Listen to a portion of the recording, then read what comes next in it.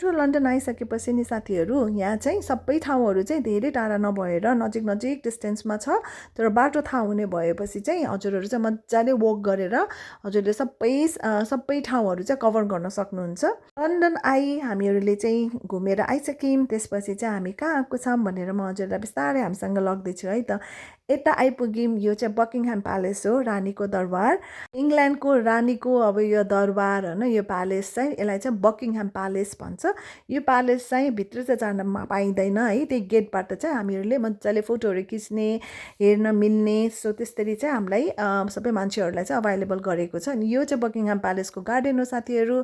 So त्यो एकछिन हेरेर फोटोसोटो खिचेपछि चाहिँ हामीहरू लाग्यौँ फेरि अर्को टुरमा चाहिँ। त्यो चाहिँ हामी कहाँ जाँदैछौँ भने मलाई हजुरहरूलाई नेक्स्ट भिडियोमा राखिदिएको छु।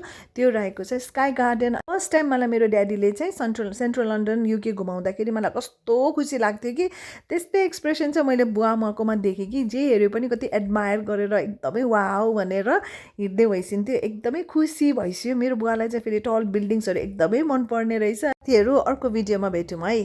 बुहारीले चाहिँ फोन समातेर भिडियो बनाउन लागेपछि बुवाले चाहिँ यता नातिलाई चाहिँ गुडाउँदै भइसिन्छ अनि पछाडि मा पनि आउँदै भइसिन्छ। सो हामी आएका छौँ स्काई गार्डनमा। स्काई गार्डन चाहिँ एउटा बिल्डिङको एकदमै टप फ्लोरमा छ है। अनि त्यसपछि मेरो पनि यो फर्स्ट एक्सपिरियन्स थियो, सुनेको चाहिँ थिएँ है।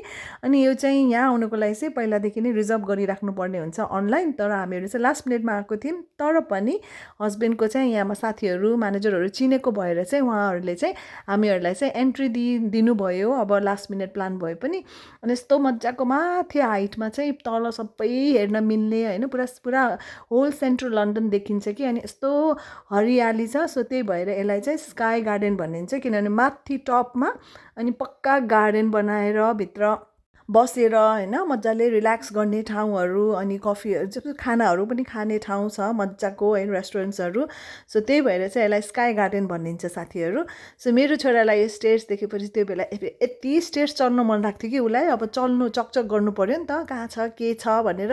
अनि यो सबै प्लान्ट्स रियल हो साथीहरू। यति हरियाली यति राम्रो थियो नि, पक्का गार्डन जस्तै थियो। जति माथि जानुहुन्छ त्यति राम्रो राम्रो प्लान्ट्सहरू, पक्का यस्तो ब्युटिफुल गार्डन बनाएको थियो है।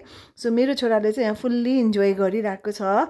अनि यता मा बुवा चाहिँ अब बिस्तारै अब रिल्याक्स गरेर इन्जोय गर्दै भइसिन्थ्यो।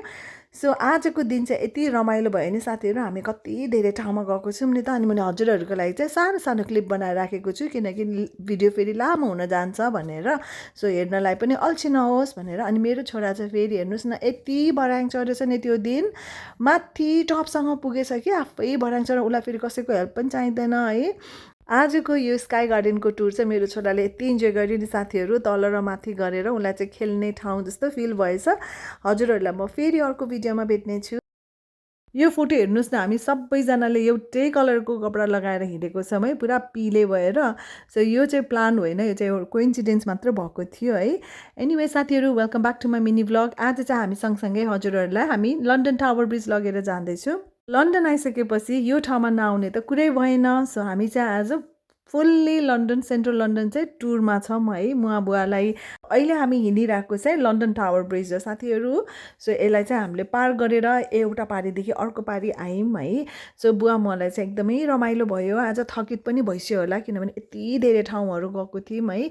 सो अहिले चाहिँ हामीहरू यहाँ ट्रेनमा आइपुगेको छौँ। अनि मा चाहिँ एकैछिन रेस्ट गर्दै भइसिन्छ, थाक्स्यो होला बिचरा, त्यसरी हिँड्ने बानी छैन नि त। अनि अलिकति खुट्टाको समस्या पनि छ मालाई। बुवाले त एकदमै इन्जोय गर्छ, त्यो त बुवाको हजुरले फेस हेरेर नै एक्सप्रेसन हेरेर थाहा पाउन सकिन्छ। यता मा पनि उठेर यहाँ नातिसँग गफगाफ हुँदैछ। बच्चा भएपछि अर्कै रमाइलो हुन्छ। हेर्नुहोस् न, माहौलै डिफ्रेन्ट बनाउँछ। आजको भिडियो हजुरहरूलाई कस्तो लाग्यो प्लिज कमेन्ट गर्नु होला। Thank you so much for watching. By.